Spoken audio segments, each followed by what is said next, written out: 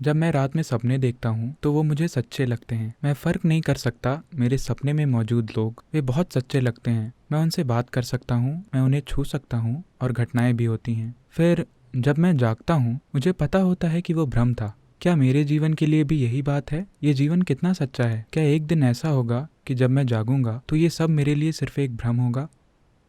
The problem is you're reading bits and pieces of Zen. समस्या ये है कि आप ज़ेन को टुकड़ों में पढ़ रहे हैं। ठीक है, ज़ेन के टुकड़े खतरनाक हैं। किसी भी चीज़ के टुकड़े खतरनाक होते हैं।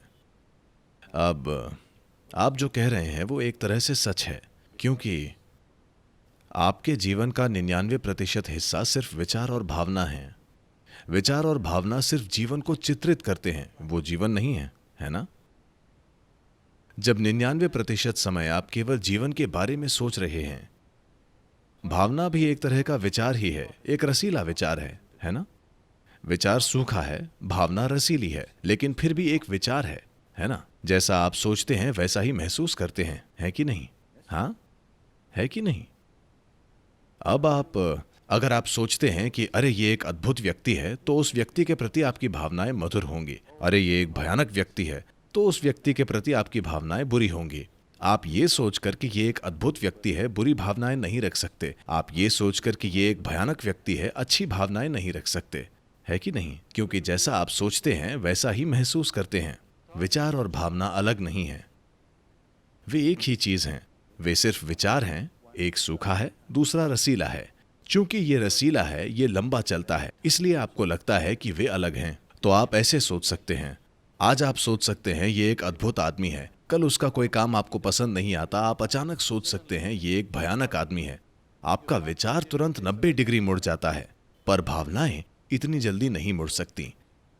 वे लंबा समय लेती हैं। इसमें कुछ दिन या एक महीना लग जाता है, लेकिन कुछ समय बाद वे विचार से आकर जुड़ जाएंगी, है कि नहीं? हाँ, वे ज्यादा समय लेती हैं। भावनाएं तुरंत नहीं मुड़ेंगी, इसीलिए आपको लगता है कि वे अलग हैं। वे अलग नहीं हैं, वे एक ही हैं। ये सिर्फ विचार हैं, एक सूखा है, दूसरा रसीला है। तो आपका पूरा जीवन सिर्फ विचार और भावना है, तो ये एक सपने की तरह ही है। ये है। तो अब आप ज़ेन पढ़ रहे हैं, तो आप चांगत्सू को जानते होंगे, जिन्होंने एक बार ऐसा किया था। चांगत्सू एक महान ज़ेन मास्टर थे। उनके मठ में कई भिक्षु थे और वे एक जाने माने गुरु हैं। एक दिन सुबह अचानक वे बहुत दुख की स्थिति में हैं। तो जब उन्होंने गुरु को दुख में देखा तो हर कोई घबरा गया। गुरु दुख में हैं तो वाकई कुछ बुरा हुआ होगा, क्योंकि वे हमेशा खुश और अच्छे रहते हैं। तो सबसे वरिष्ठ भिक्षु धीरे धीरे उनके पास पहुंचे और उन्होंने पूछा, मास्टर क्या हुआ? वे बोले, मुझे परेशान मत करो, मैं बहुत परेशानी में हूं, चले जाओ। भिक्षु बोले, अगर आप परेशान हैं तो वो हमारे लिए मौत होगी, हमें बताएं कि आपको क्या चीज परेशान कर रही है।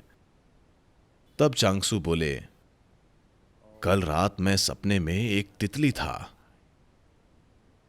भिक्षु बोले, तितली होने में क्या हर्ज है?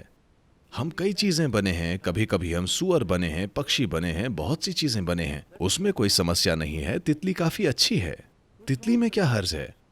उन्होंने कहा, बेवकूफों, तुम्हें समझ में नहीं आ रहा कि जब मैं तितली था मैं वाकई में उड़ा। मैं जाकर फूल पर बैठा, मैंने फूल को महसूस किया, मैंने फूल को सूंघा, मैंने फूल को चखा, वो सब सच था। अब मुझे ये नहीं पता कि मैं चांगत्सू तितली बनने का सपना देख रहा हूं या मैं तितली हूं जो चांगत्सू होने का सपना देख रही है। सच क्या है? क्योंकि दोनों समान रूप से सजीव और सच्चे लगते हैं। जब आप सिर्फ विचार प्रक्रिया पर जीते हैं तो ऐसा ही होता है।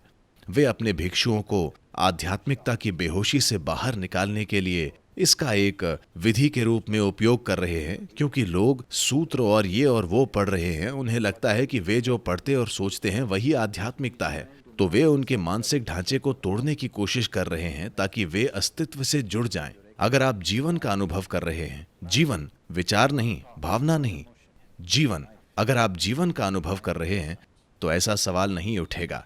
लेकिन जब आपका ज्यादातर जीवन सिर्फ विचार और भावना होते हैं तो ये बिल्कुल सही है, ये बिल्कुल एक सपना है, ये सिर्फ एक और चित्रण है।